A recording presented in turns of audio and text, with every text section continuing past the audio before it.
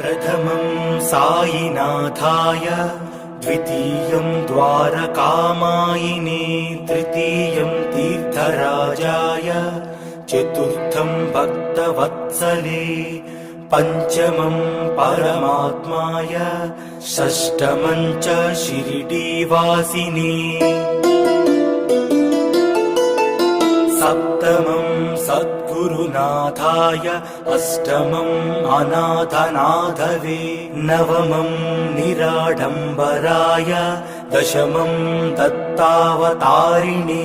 एतानि दश नामानि त्रिसन्ध्यं यः पठेन्नरः सर्वकष्टभयान्मुक्तो साईनाथ गुरुकृपः।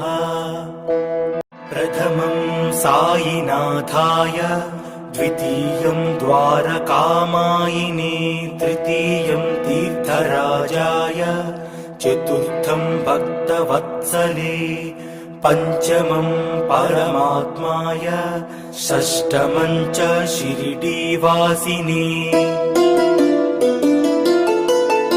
सप्तमं सद्गुरुनाथाय, अष्टमं अनाथनाथवे, नवमं निराडम्बराय, दशमं दत्तावतारिणे। एतानि दश नामानि त्रिसन्ध्यं यः पठेन्नरः सर्वकष्टभयान्मुक्तो साईनाथ गुरुकृपः।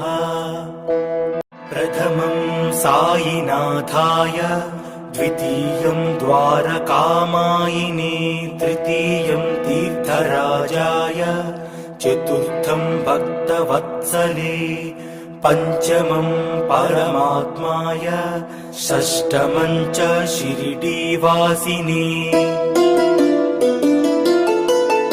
सप्तमं सद्गुरुनाथाय, अष्टमं अनाथनाथवे, नवमं निराडम्बराय, दशमं दत्तावतारिणे।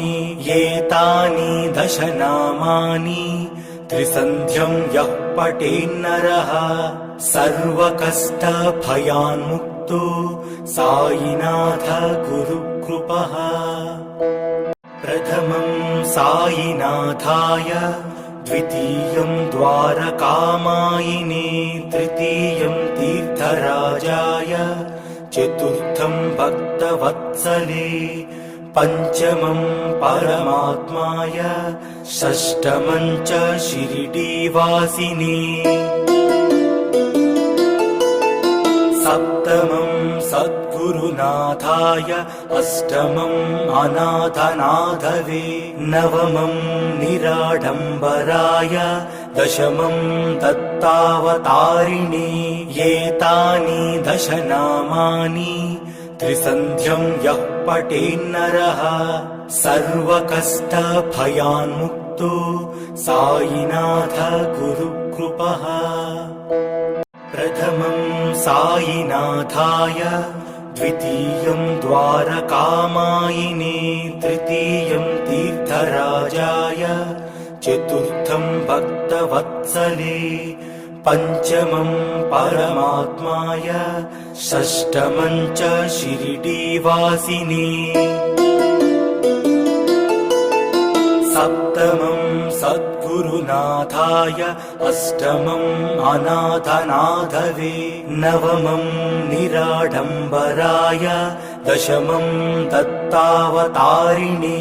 एतानि दश नामानि त्रिसन्ध्यं यः पठेन्नरः सर्वकष्टभयान्मुक्तो साईनाथ गुरुकृपः। प्रथमं साईनाथाय, द्वितीयं द्वारकामायिने, तृतीयं तीर्थराजाय, चतुर्थं भक्तवत्सले, पंचमं परमात्माय, षष्ठमं च शिरडीवासिने, सप्तमं सद्गुरुनाथाय अष्टमं अनाथनाथवे नवमं निराडम्बराय दशमं दत्तावतारिणे एतानि दश नामानि त्रिसन्ध्यं यः पठेन्नरः सर्वकष्टभयान्मुक्तो साईनाथ गुरुकृपः प्रथमं साईनाथाय द्वितीयं द्वारकामायिने तृतीयं तीर्थराजाय चतुर्थं भक्तवत्सले पंचमं परमात्माय षष्ठमं च शिरडीवासिने सप्तमं सद्गुरुनाथाय अष्टमं अनाथनाथवे नवमं निराडम्बराय दशमं दत्तावतारिणे एतानि दश नामानि त्रिसन्ध्यं यः पठेन्नरः सर्वकष्टभयान्मुक्तो साईनाथ गुरुकृपः प्रथमं साईनाथाय द्वितीयं द्वारकामायिने तृतीयं तीर्थराजाय चतुर्थं भक्तवत्सले पंचमं परमात्माय षष्ठमं च शिरडीवासिने सप्तमं सद्गुरुनाथाय अष्टमं अनाथनाथवे नवमं निराडम्बराय दशमं दत्तावतारिणे एतानि दश नामानि त्रिसन्ध्यं यः पठेन्नरः सर्वकष्टभयान्मुक्तो साईनाथ गुरुकृपः प्रथमं साईनाथाय द्वितीयं द्वारकामायिने तृतीयं तीर्थराजाय चतुर्थं भक्तवत्सले पंचमं परमात्माय षष्ठमं च शिरडीवासिने सप्तमं सद्गुरुनाथाय अष्टमं अनाथनाथवे नवमं निराडम्बराय दशमं दत्तावतारिणे एतानि दश नामानि त्रिसन्ध्यं यः पठेन्नरः सर्वकष्टभयान्मुक्तो साईनाथ गुरुकृपः प्रथमं साईनाथाय द्वितीयं द्वारकामायिने तृतीयं तीर्थराजाय चतुर्थं भक्तवत्सले पंचमं परमात्माय षष्ठमं च शिरडीवासिने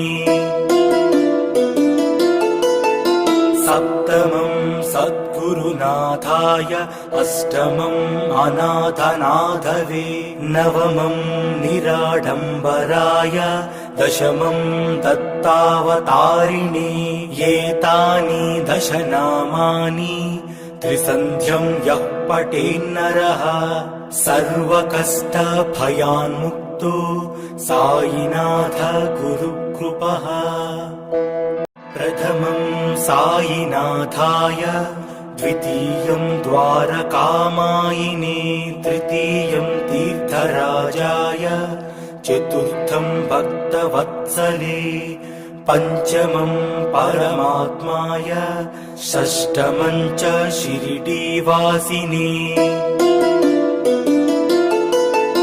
सप्तमं सद्गुरुनाथाय अष्टमं अनाथनाथवे नवमं निराडम्बराय दशमं दत्तावतारिणे एतानि दश नामानि त्रिसन्ध्यं यः पठेन्नरः सर्वकष्टभयान्मुक्तो साईनाथ गुरुकृपः प्रथमं साईनाथाय द्वितीयं द्वारकामायिने तृतीयं तीर्थराजाय चतुर्थं भक्तवत्सले, पञ्चमं परमात्माय, षष्ठमं च शिरिडीवासिने,